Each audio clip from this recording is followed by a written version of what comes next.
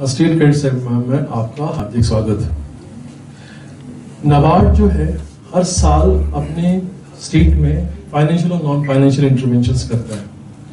अगर हम financial interventions की बात करें तो पिछले साल हमने लगभग 4000 करोड़ की फाइनेंशियल इंटरवेंशन किए हैं। इसमें मुख्यतः हमारा होता है रिफाइनेंस, जो कि पिछले साल हमने state cooperative bank, regional rural banks के लिए हमने कंसेशनल रिफाइनेंस जो है 4.5% का लगभग 2200 करोड़ का फंडिंग की हुई है। इसके अलावा ये शॉर्ट टर्म में, इसके अलावा लॉन्ग टर्म फंडिंग जो कैपिटल फॉर्मेशन में हम यूज करते हैं वो भी कंसेशनल फंडिंग है नाबार्ड से 5.25% पे। वो हमने 650 करोड़ का फंडिंग किया है स्टेट कोऑपरेटिव बैंक्स और रीजनल रूरल बैंक्स को।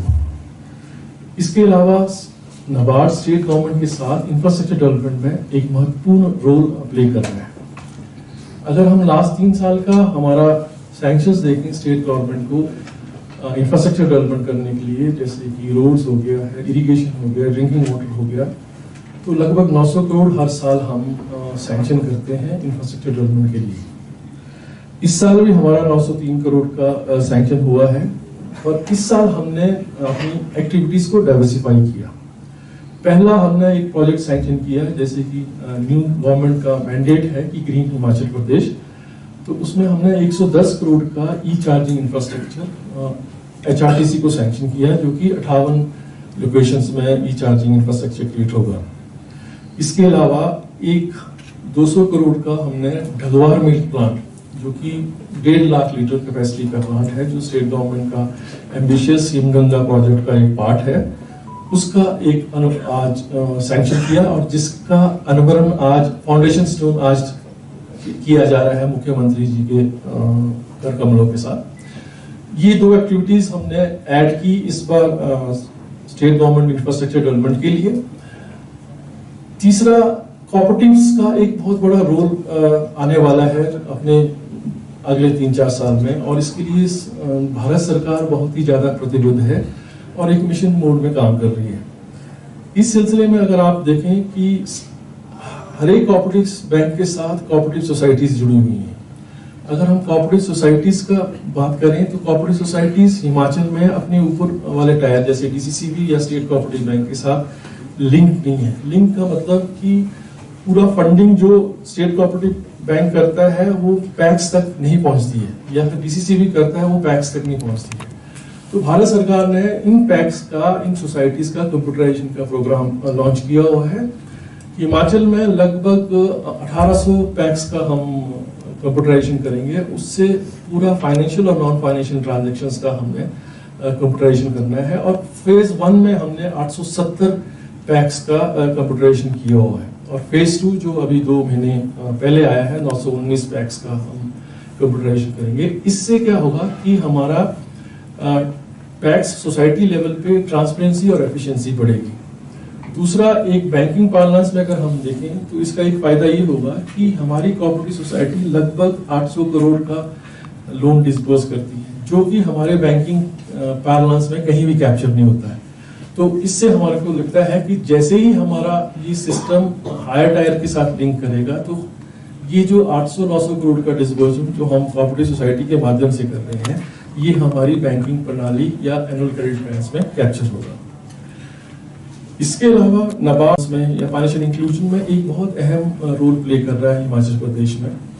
अगर आप इस सिलसिले में देखें तो पिछले साल हमने लगभग 5500 कैंप्स डिस्ट्रीब्यूट किए डिफरेंट बैंक्स को। 14-15 बैंक्स हैं जिनको हमने फाइनेंशियल लिटरेसी कैंप्स के लिए फंडिंग की है, लगभग 3-3.5 करोड़ की। और इसके अलावा जैसे माइक्रो ATM, MPOS मशीन्स हैं जो कि हम BC बिजनेस कॉरेस्पॉन्डेंट लेवल पे देते हैं, उसकी फंडिंग हुई है। इसके अलावा centre for financial literacy centre जो रिजर्व बैंक का प्रोजेक्ट है, जिसमें हम ब्लॉक लेवल पे एक इंस्टीट्यूशनल सेटअप कर रहे हैं जो कि फाइनेंशियल लिटरेसी को बढ़ावा देगा।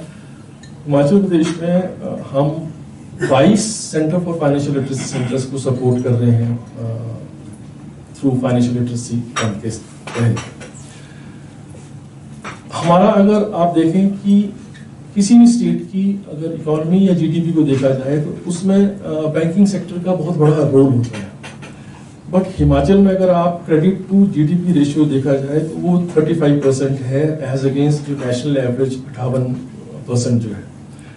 एडवांस इकोनॉमीज में ये 100% से ऊपर रेशियो चला जाता है। तो इसका मतलब है कि हमारे बैंकिंग सेक्टर को अब थोड़ा सा और अपना बढ़ चढ़ के आके अपनी कंट्रीब्यूशन करनी पड़ेगी प्राइवेट इन्वेस्टमेंट के लिए, क्योंकि प्राइवेट इन्वेस्टमेंट एक ऐसा पिलर है जो कि जीडीपी की ग्रोथ को ऑगर करता है।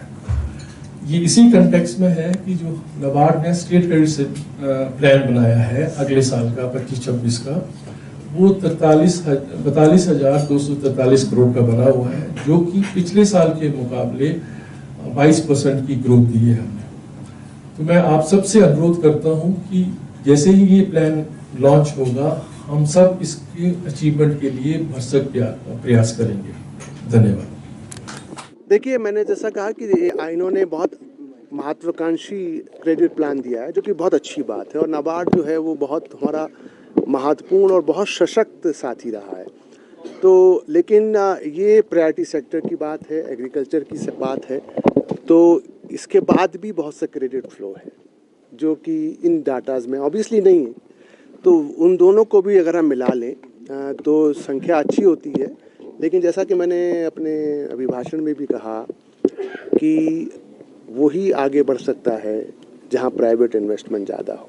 पब्लिक इन्वेस्टमेंट, कोई देश से पब्लिक इन्वेस्टमेंट के बल पे नहीं चल सकता। पब्लिक इन्वेस्टमेंट का मतलब गवर्नमेंट स्पेंडिंग। जी सर, स्टेटस पेपर में लैंड लीज करने की बात करी गई है, तो गवर्नमेंट का चाहती है कौन से स्टेटस पेपर में?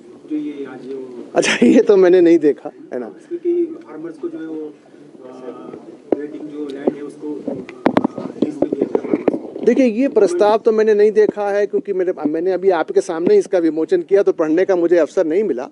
लेकिन जैसा मैंने पहले भी आपसे कहा कि हर वो कदम उठाना चाहिए जिससे प्रदेश में प्राइवेट इन्वेस्टमेंट बढ़े।